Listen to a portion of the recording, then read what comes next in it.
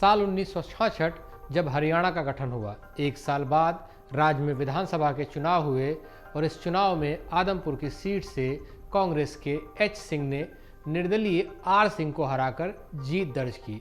राज्य के गठन के बाद से यहाँ पर जो चुनाव हुए हैं उनमें बहुत कुछ बदला नहीं है। दरअसल जिस चुनाव की मैंने जिक्र किया, इसके बाद एक ऐसा चेहरा यहाँ आता है जो इस सीट का ही पर्याय बन जाता है और इस सीट से या तो वो जीतता है या तो उसके परिवार वाले जीतते हैं और ये सिलसिला अब तक जारी है। नए सिरे से चुनाव हो रहे हैं। क्या ये सिलसिला जो 15 चुनाव से जारी है वो जारी रहेगा या बदल जाएगा, वो इन चुनावों में 8 अक्टूबर को पता चल जाएगा। वो जो सीट की हम बात कर रहे हैं, आदमपुर की ये सीट, आज हमारे खास कार्यक्रम सीट का समीकरण में इसी आदमपुर सीट की आज बात करेंगे इसके इतिहास की, इसके साथ जुड़े उस नाम की जिस नाम का मैंने अभी जिक्र किया, वो नाम जो इस सीट का पर्याय है। दरअसल जब 1967 के चुनाव हुए, उसके बाद राज्य के गठन के बाद का ये पहला चुनाव था। राज्य के गठन के बाद भगवत दयाल शर्मा राज्य के मुख्यमंत्री बने थे और चुनाव के बाद एक बार फिर शर्मा ही मुख्यमंत्री कुर्सी पर बैठे। हालांकि चंद दिनों बाद ही दल बदल के चलते राज्य में राव वीरेंद्र सिंह की सत्ता आई। वो सत्ता भी बहुत लंबी नहीं चली, दल बदल का सिलसिला जारी रहा और 1968 में नए सिरे से चुनाव होते हैं। इस चुनाव में, जो कि 1968 का चुनाव था, उसमें आदमपुर सीट से 37 साल का एक युवा जीत दर्ज करता है। ये युवा नेता न सिर्फ चुनाव जीतते हैं बल्कि आदमपुर का पर्याय बन जाते हैं। आगे चलकर ये 1-2 नहीं बल्कि 3 बार हरियाणा के मुख्यमंत्री बनते हैं। आदमपुर से उनका रिश्ता ऐसा जुड़ता है कि जितनी बार यहाँ से चुनाव लड़ते हैं हर बार जीतते हैं। सिर्फ वो ही नहीं जीतते, उनकी पत्नी भी यहाँ से जीतती है, उनके बेटे भी जीतते हैं, उनकी बहू भी जीतती है और अब उनके पोते भी यहाँ से जीतकर विधायक हैं। 1968 से शुरू हुआ इस परिवार का जीत का ये सिलसिला अब तक जारी है। भले ही परिवार ने पार्टियां बदली हों, चुनाव निशान बदले हों, लेकिन नतीजा हर बार इस परिवार के पक्ष में रहा है। हम बात कर रहे हैं हरियाणा के पूर्व मुख्यमंत्री भजन लाल की। भजन लाल के पिता पाकिस्तान के पंजाब प्रांत के बहावलपुर रियासत के गांव कोटनवाली से विस्थापित होकर मोहम्मदपुर रोही में आए थे। यहाँ करीब 8 साल तक भजन लाल रहे। इसके बाद पूरा परिवार आदमपुर चला गया। आदमपुर में ही भजन लाल पहले पंच बने, फिर पंचायत समिति के चेयरमैन बने और इसके बाद आदमपुर से 1968 में 37 साल की उम्र में पहली बार विधायक बने।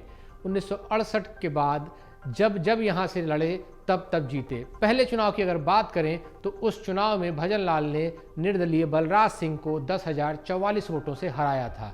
1972 का जब चुनाव होता है तो उनके सामने होते हैं देवीलाल, जो कि निर्दलीय उम्मीदवार होते हैं। वही देवीलाल जो हरियाणा के मुख्यमंत्री भी रहे, जिन्हें ताऊ कहा जाता था और जो देश के उप प्रधानमंत्री भी रहे, वो भी इस चुनाव में उन्हें नहीं हरा पाते हैं। भजन लाल 72 में भी जीतते हैं। आपातकाल के बाद 1977 में चुनाव होता है।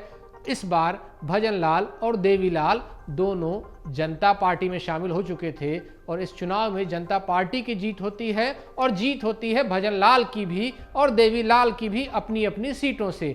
भजन लाल निर्दलीय मोहर सिंह को आदमपुर से 20,803 वोट से हरा देते हैं। आदमपुर से जीतकर भजन लाल हरियाणा सरकार में मंत्री बनते हैं। मंत्री भी किसके बनते हैं? उन्हीं देवीलाल की कैबिनेट के, जिन्हें उन्होंने 1972 के चुनाव में आदमपुर सीट पर हराया था। 1977 के इस चुनाव में जनता पार्टी को 75 सीट पर जीत मिली थी। देवीलाल हरियाणा के मुख्यमंत्री बने। राव वीरेंद्र की विशाल हरियाणा पार्टी सितंबर 1978 में, जिसका कि कांग्रेस में विलय हो गया था, उसको 5 सीट मिली थी। कांग्रेस सिर्फ 3 सीटों पर सिमट गई थी। चौधरी देवीलाल के पास एक बहुत बड़ा बहुमत था और ऐसा लगा कि ये सरकार बड़े आराम से 5 साल चलेगी। लेकिन 2 साल भी नहीं बीतते कि देवीलाल की सरकार भंवर में फंस जाती है और उस भंवर में उनको फंसाता कौन है? वो होते हैं भजन लाल, जो कि पार्टी के विधायकों के समर्थन को अपने पक्ष में कर लेते हैं और जून 1979 में राज्यपाल के सामने मुख्यमंत्री बनने का दावा ठोक देते हैं। और न सिर्फ दावा करते हैं बल्कि 75 में से ज़्यादातर विधायकों को अपने साथ लेकर उस बगावत का नेतृत्व करके वो देवीलाल को उस कुर्सी से हटा देते हैं और खुद मुख्यमंत्री बन जाते हैं। 29 जून 1979 को मुख्यमंत्री बने भजनलाल, जो कि जनता पार्टी के मुख्यमंत्री थे। लेकिन साल 1980 आता है, देश में मध्यावधि चुनाव होते हैं। 3 साल पहले बुरी तरह से हारी कांग्रेस 350 से ज्यादा सीटें जीतकर फिर से सत्ता में लौटती है और सत्ता में लौटती हैं इंदिरा गांधी, जो कि देश की प्रधानमंत्री बनती हैं। केंद्र में बदले हालात को भांपते हुए भजनलाल अपना जो सब कुछ होता है, वो जो कि पार्टी से जुड़ा होता है, वो सब कुछ छोड़कर, जनता पार्टी को छोड़कर कांग्रेस का हिस्सा बनते हैं। अकेले भजनलाल नहीं, बल्कि पूरी सरकार पाला बदल देती है। और यह अपने तरह का देश का पहला मामला होता है जब पूरी की पूरी सरकार एक दिन पहले तक जो जनता पार्टी की थी वो कांग्रेस की हो जाती है। साल 1982 आता है, फिर से विधानसभा के चुनाव होते हैं और इस चुनाव में कांग्रेस को 36 सीटें मिलती हैं। देवीलाल की लोकदल को 31 सीट मिलती है। भाजपा जो कि 6 सीटें जीतती है, उसका भी समर्थन देवीलाल की पार्टी को होता है। 1 सीट जीतने वाली जनता पार्टी का समर्थन देवीलाल के पास होता है। 16 जो आज़ाद उम्मीदवार जीते थे, जो निर्दलीय उम्मीदवार जीते थे, उनमें से भी कई का समर्थन देवीलाल के पास होता है। 90 सीटों वाली विधानसभा में किसी को बहुमत नहीं मिला था, लेकिन देवीलाल, जिनके की कुल 47 विधायकों का समर्थन होने का उनके पास दावा था, वो नतीजे के बाद राज्यपाल गणपत राव तापसे के पास जाते हैं। 47 विधायकों का समर्थन होने की बात कह के सरकार बनाने का दावा पेश करते हैं। देवीलाल निर्दलीयों और जनता पार्टी समेत जो 47 विधायकों के समर्थन का दावा कर रहे थे, उनको राज्यपाल 2 दिन का समय देते हैं कि 2 दिन में आइए और अपना बहुमत दिखाइए कि आपके पास बहुमत है, तब हम आपको सरकार बनाने के लिए बुलाएंगे। जिस दिन ये सब वहाँ हो रहा था चंडीगढ़ में, वहीं दूसरी तरफ दिल्ली में भी कुछ घट रहा था भजनलाल और इंदिरा गांधी के बीच। इंदिरा के सामने भजनलाल कहते हैं कि सरकार सिर्फ और सिर्फ हरियाणा में वो ही बना सकते हैं। दिल्ली से भजनलाल वापस लौटते हैं, चंडीगढ़ पर राज्यपाल से मिलते हैं और इसके बाद राज्यपाल तापसे सरकार बनाने के लिए भजनलाल को आमंत्रित कर लेते हैं। देवीलाल को लगता है कि सब कुछ फिर से उनके हाथों से जा रहा है, जो कुछ चंद साल पहले 1979 में हुआ था, कुछ वैसा ही हो रहा है। देवीलाल राज्यपाल पर इंदिरा के इशारे पर काम करने का आरोप लगाते हैं। अपने कुछ विधायकों को लेकर दिल्ली की एक होटल में जाते हैं। कोशिश ये होती है कि विधायकों को बचा लिया जाएगा, पाला बदलने से रोक लिया जाएगा, लेकिन ये कोशिशें कामयाब नहीं होती। अंततः भजनलाल विधानसभा में बहुमत भी साबित कर लेते हैं, सरकार भी बनाते हैं और बहुमत भी साबित करते हैं। और इसके साथ एक बार फिर देवीलाल को भजनलाल के हाथों सत्ता के इस संग्राम में हार मिलती है। वापस आदमपुर लौटते हैं। 1982 वो चुनाव जिसके बाद देवीलाल फिर से मुख्यमंत्री बने थे, आदमपुर में जो हुआ उसको भी जान लेते हैं। भजनलाल यहाँ से लोक दल के नरसिंह बिश्नोई को हराते हैं इस चुनाव में। 1982 के इस चुनाव में कुल 8 उम्मीदवार मैदान में थे, इनमें से 6 को 1000 वोट भी नहीं मिलते, सबकी जमानत जब्त हो जाती है। साल 1987 आता है, एक और चुनाव से 1 साल पहले भजनलाल की जगह कांग्रेस बंसीलाल को मुख्यमंत्री बनाती है। भजनलाल को राज्यसभा भेज दिया जाता है। केंद्र की राजनीति में सक्रिय होते हैं, मंत्री बनते हैं। मुख्यमंत्री बदलने का फायदा कांग्रेस को बहुत कुछ होता नहीं है। राज्य में देवीलाल की सरकार बनती है। जहां तक आदमपुर की बात है, तो इस सीट पर 1987 के चुनाव में भजनलाल की पत्नी जसमा देवी कांग्रेस के टिकट पर मैदान में उतरती हैं। जसमा देवी लोकदल के धर्मपाल सिंह को 9272 वोटों से हरा देती हैं। भजनलाल के अलावा उनके परिवार के किसी सदस्य की आदमपुर में ये पहली जीत थी। साल 1989 भजनलाल एक बार फिर लोकसभा के चुनाव उतरते हैं और जीतते भी हैं। 1991 के विधानसभा चुनाव की बात करें तो भजनलाल आदमपुर से एक बार फिर से चुनावी मैदान में उतरते हैं। इस बार भी उनको यहाँ से जीत मिलती है। इस बार वो जनता पार्टी के हरि सिंह को 31,596 वोट से हराते हैं। इस बड़ी जीत के साथ भजनलाल को तीसरी बार राज्य की कमान मिलती है। 1993 आता है, भजनलाल परिवार से एक और सदस्य के चुनावी राजनीति में एंट्री होती है, एक नया सदस्य चुनाव की राजनीति में कदम रखता है। दरअसल 1991 के विधानसभा चुनाव में पंचकुला जिले की कालका विधानसभा सीट से कांग्रेस के पुरुष भान जीतते हैं। उनका 1993 में निधन हो जाता है। उनके निधन के बाद खाली हुई सीट पर भजनलाल अपने बड़े बेटे चंद्रमोहन बिश्नोई को उम्मीदवार बनाते हैं। चंद्रमोहन निर्दलीय प्रदीप कुमार को हराकर विधानसभा पहुंचते हैं और इसके बाद लगातार 4 चुनाव जीतते हैं। सिर्फ चुनाव नहीं जीतते हैं बल्कि उप मुख्यमंत्री भी बनते हैं और उप मुख्यमंत्री रहते हुए एक ऐसा किस्सा उनके साथ जुड़ता है जिसकी चर्चा, जिसकी बातें बहुत दिनों तक होती हैं और ऐसी चर्चा होती है कि भजनलाल अपने ही बेटे को अपनी विरासत और अपनी संपत्ति से बेदखल कर देते हैं। वो किस्सा किसी और दिन वापस आते हैं अपनी आदमपुर सीट की तरफ। 1996 के जब विधानसभा चुनाव होते हैं तो कांग्रेस सत्ता से बाहर हो जाती है, लेकिन आदमपुर से भजनलाल की जीत का सिलसिला जारी रहता है। इस चुनाव में हरियाणा विकास पार्टी के सुरेंद्र सिंह को भजनलाल हराते हैं।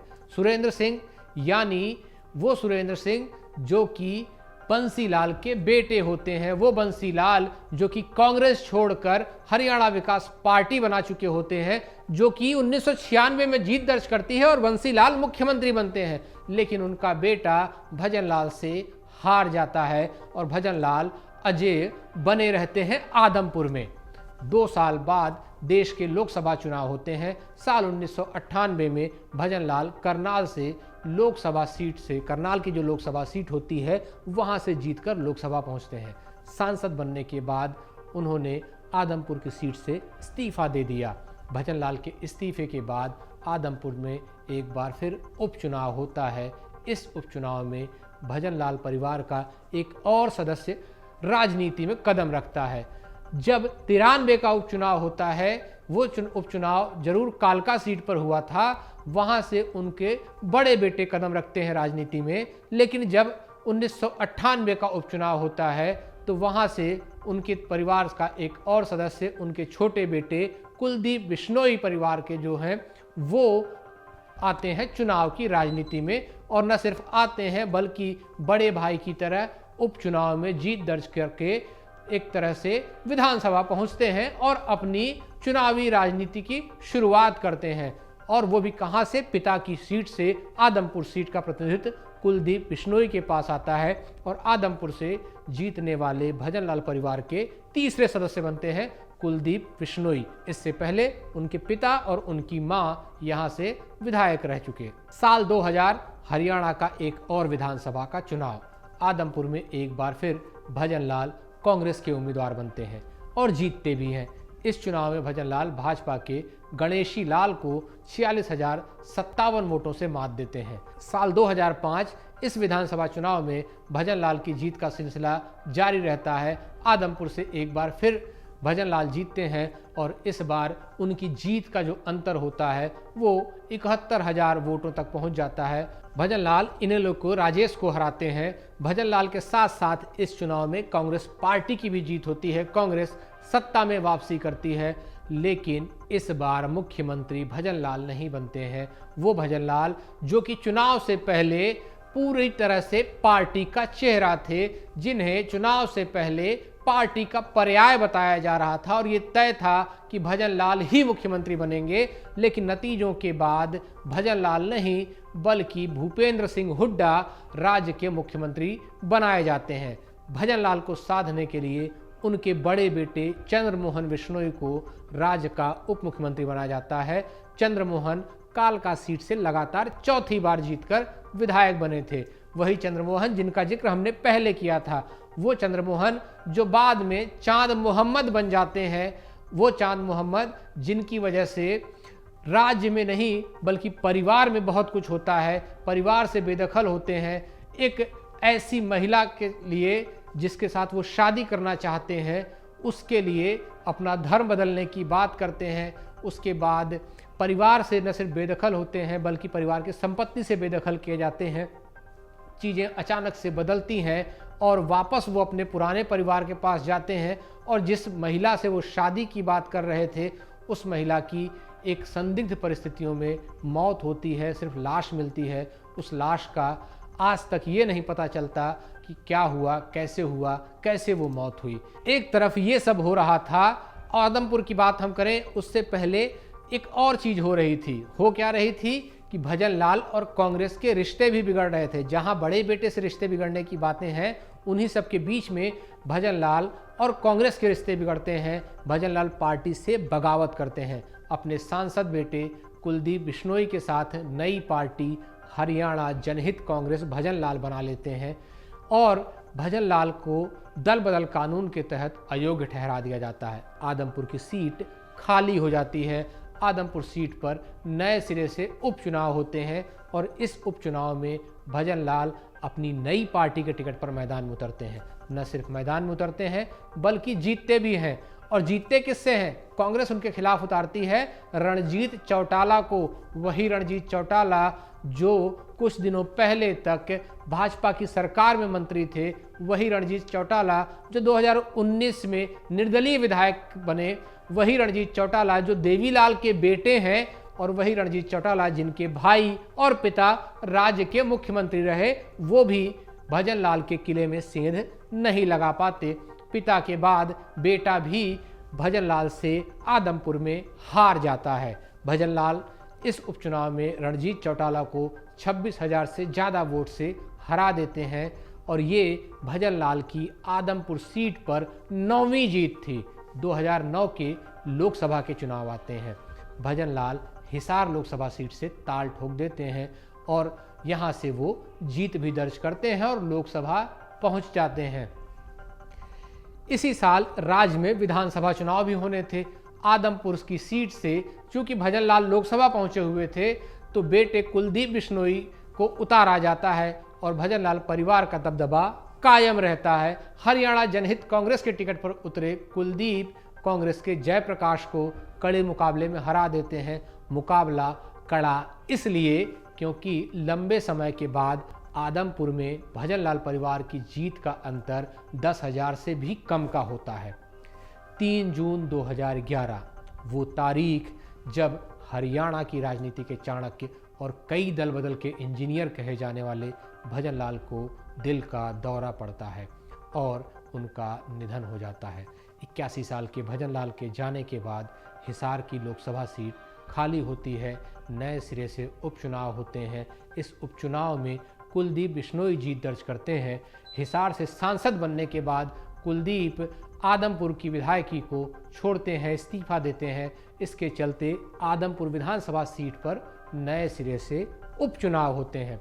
इस उपचुनाव में हरियाणा जनहित कांग्रेस के टिकट पर भजन लाल परिवार के एक और सदस्य की राजनीति में एंट्री होती है। कुलदीप बिश्नोई की पत्नी और भजन लाल की बहू रेणुका बिश्नोई हरियाणा जनहित कांग्रेस के टिकट पर यहाँ से चुनाव लड़ती हैं और जीतती भी हैं। परिवार की साख को बरकरार रखती हैं। साल 2014 और 2019 में कुलदीप बिश्नोई यहाँ से जीतते हैं और परिवार की जीत का सिलसिला जारी रखते हैं। दोनों बार कुलदीप कांग्रेस के टिकट पर जीतते हैं क्योंकि 2014 के चुनाव से पहले कुलदीप बिश्नोई ने अपनी पार्टी का कांग्रेस में विलय कर दिया। 2022 आते आते कुलदीप बिश्नोई का कांग्रेस से मोह भंग हो जाता है और पार्टी और विधायकी दोनों वो छोड़ देते हैं। आदमपुर में एक बार फिर से उपचुनाव की नौबत आती है और भजन लाल परिवार के एक और सदस्य की चुनाव की राजनीति में प्रवेश होता है। कुलदीप बिश्नोई के बेटे भव्य बिश्नोई इस उपचुनाव में आदमपुर से भाजपा के टिकट पर लड़ते हैं और अपने ताऊ, पिता और मां की तरह उपचुनाव जीतकर पहली बार विधायक बनते हैं। भव्य बिश्नोई उपचुनाव में खड़े होते हैं और जीतते हैं और अपने ताऊ और पिता की तरह वो भी उपचुनाव जीतकर चुनावी राजनीति में प्रवेश कर जाते हैं। अब बात कर लेते हैं इस बार के समीकरणों की, इस बार के चुनावों के समीकरणों की, आदमपुर सीट के चुनाव के समीकरणों की।